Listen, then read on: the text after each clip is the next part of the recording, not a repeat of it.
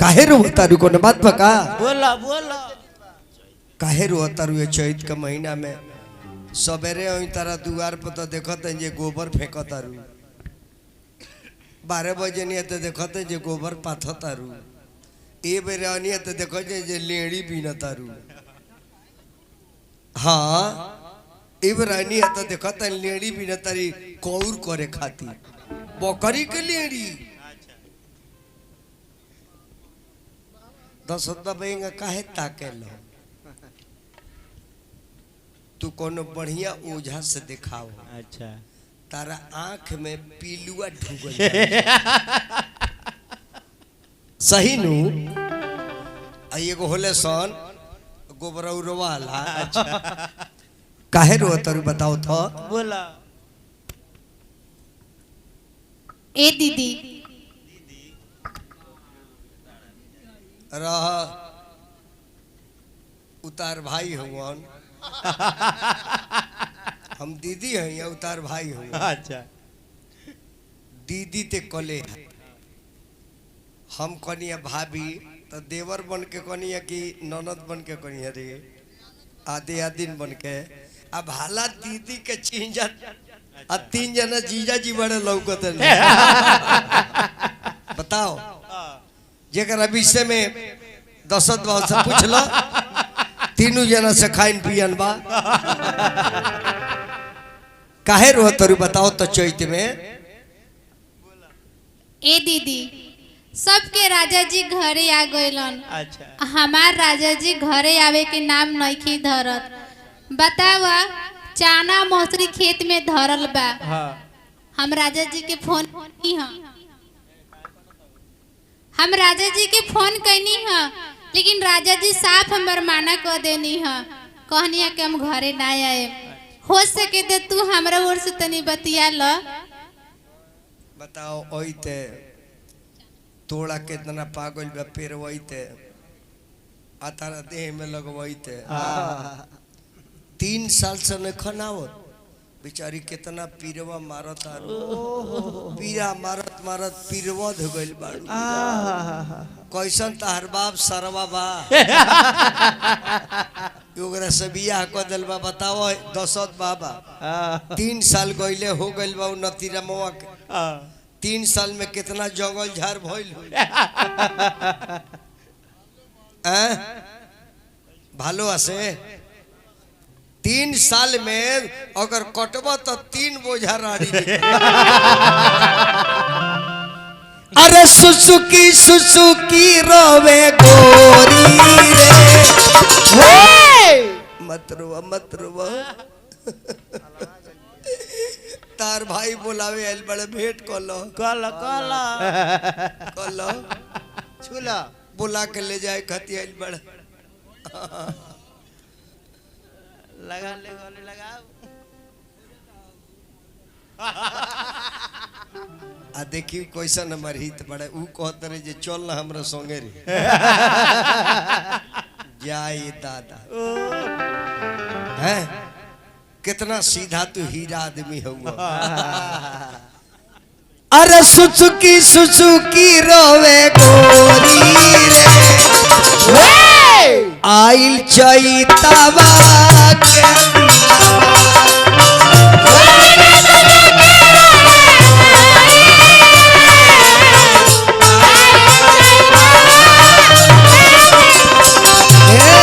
सुसुकी रोवे गोरी रे आइल चैतावा के दिनवा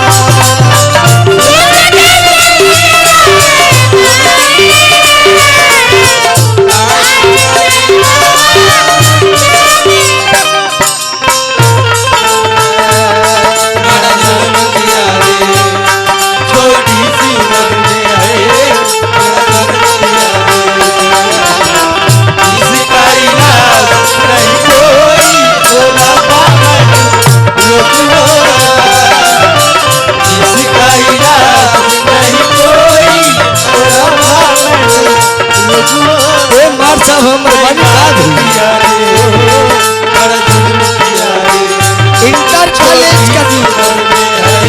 टीचर है।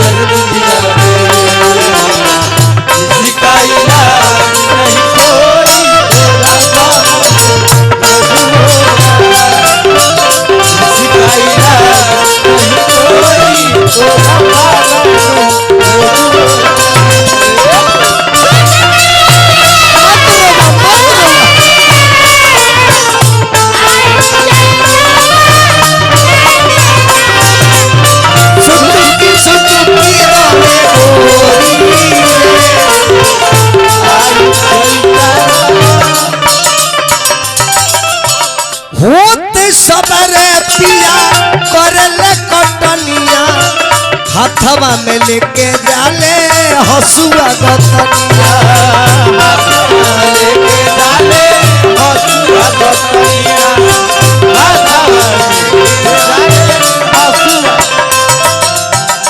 अरे हसुआ खींचेले तबा तोरी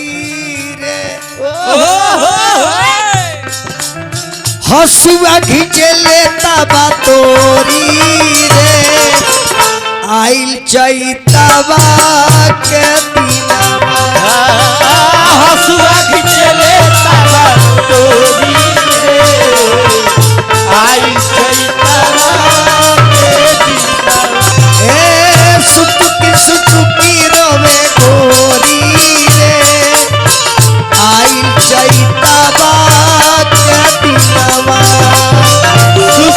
सुसुकी रवे गोरी रे आई चैतवा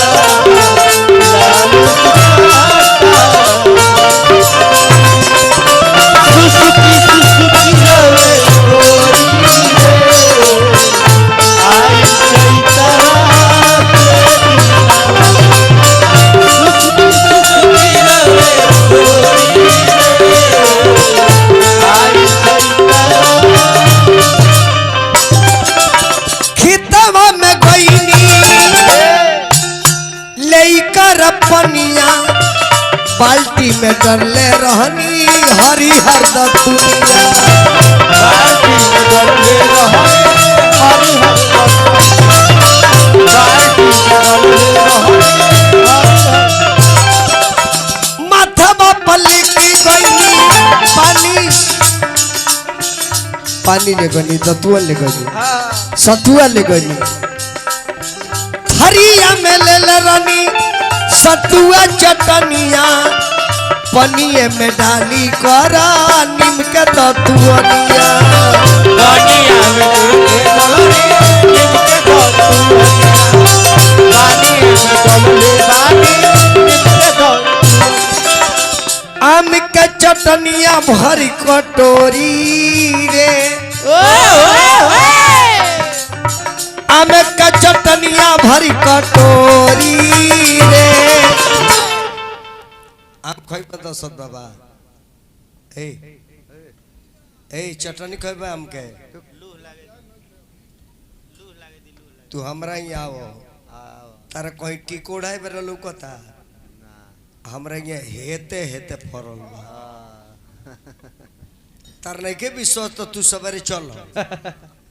आ तार के एगो अगर 1 किलो के आम हम दे ना दी चटनी के तो हमार नाम बदल दी हो लोरा हाँ ओई में कोनो कोनो आठी धले लो बा ना तो अठिया चाप के छोड़ दी आम के चटनिया भर कटोरी रे आइल चैतवा के चटनिया भर कटोरी रे आई चैतवा मन कर मुहवा धइल चोरी रे आइल चैतवा के दिनवा सैलून खुला क्या ना रो आई चैतवा के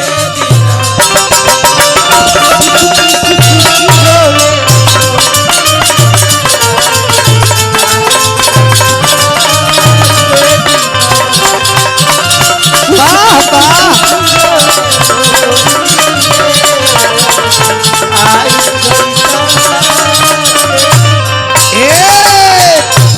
दे भारती जी अब तरुआ तिवारी जी से प्रचार बानी होई